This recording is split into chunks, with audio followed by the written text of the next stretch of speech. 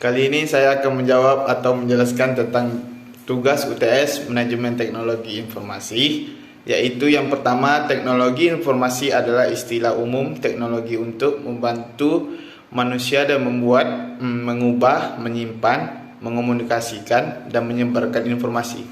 Teknologi informasi merupakan suatu teknologi yang memiliki fungsi dalam mengolah data, memproses data, memperoleh, menyusun, menyimpan, mengubah data dengan segala macam cara untuk mendapatkan informasi yang bermanfaat atau juga berkualitas. Teknologi informasi sangatlah bermanfaat, bertujuan untuk membantu manusia memecahkan masalah, terutama yang berkaitan dengan aspek informasi atau komunikasi, mendukung manusia dan mengembangkan kreativitasnya, membantu membuat berbagai pekerjaan jadi lebih efektif dan efisien. Dan sistem informasi juga sangat penting, yaitu memiliki tujuan. Yang pertama, sistem informasi memiliki fungsi untuk mempermudah manajemen, merencanakan, memantau, mengarahkan, serta mendelegasikan yang mempunyai hubungan koordinasi.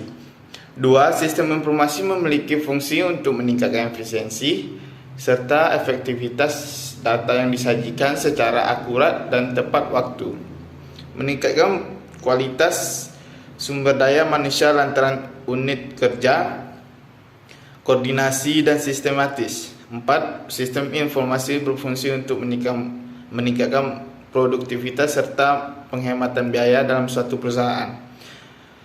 Dua, perangkat keras komputer dan perangkat keras lunak. Komputer, hardware atau perangkat keras merupakan media pengolahan data yang diinput operator dan diproses menjadi output sebagai sebuah informasi. Sementara pengertian software atau perangkat lunak yaitu data yang telah diolah serta disimpan dalam bentuk digital pada media penyimpanan. Hardware bekerja berdasarkan pada instruksi yang diberikan kepadanya.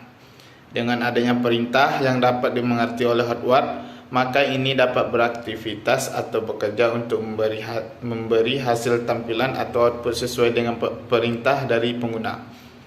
Sementara software merupakan rangkaian instruksi untuk bisa menjalankan perintah, seperti misalnya menentukan fungsi dari hardware dan juga menjalankan sistem.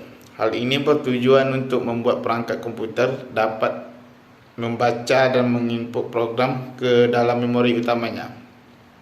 Tiga, manajemen dalam organisasi terdiri dari tiga tingkatan pembuat keputusan manajemen, yaitu manajemen tingkat bawah, manajemen tingkat menengah, dan kontrol dan manajemen tingkat atas. Manajemen tingkat bawah atau operasional.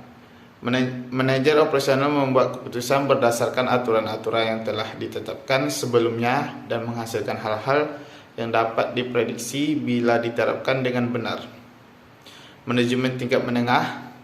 Manajer tingkat menengah membuat perencanaan jangka pendek dan mengontrol keputusan-keputusan tentang bagaimana sumber daya bisa dialokasikan dengan baik untuk memenuhi tujuan-tujuan organisasional dan meramalkan kebutuhan-kebutuhan sumber daya di masa yang mendatang. Manajemen tingkat atas. Manajemen strategik membuat keputusan-keputusan yang akan membimbing manajer operasional. Dan manajer tingkat menengah.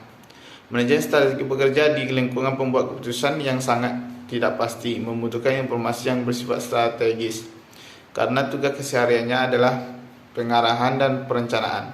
Secara umum, manfaat SPK adalah memperluas kemampuan pengambilan keputusan dalam memproses data dan informasi bagi pemakainya.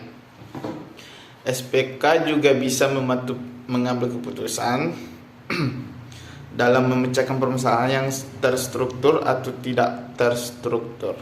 4. Data adalah sekumpulan teks, angka, dan simbol yang bersumber dari fakta namun mempunyai arti kompleks internasional.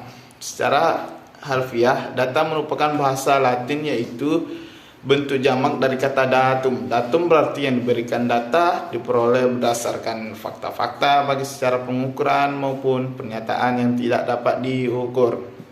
Untuk dapat memberikan arti, data harus diolah atau diproses untuk menghasilkan sesuatu informasi.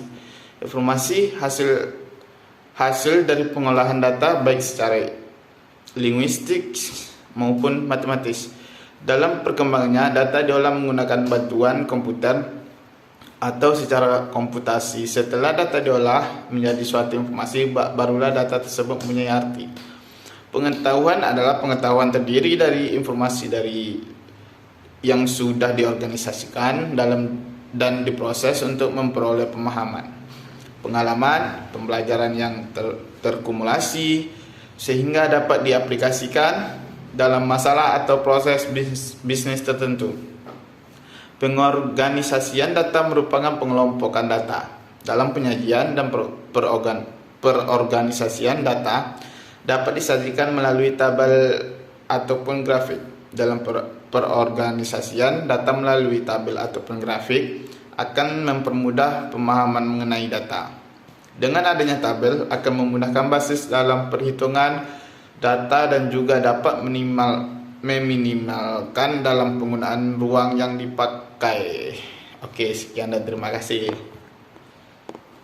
Dah, John.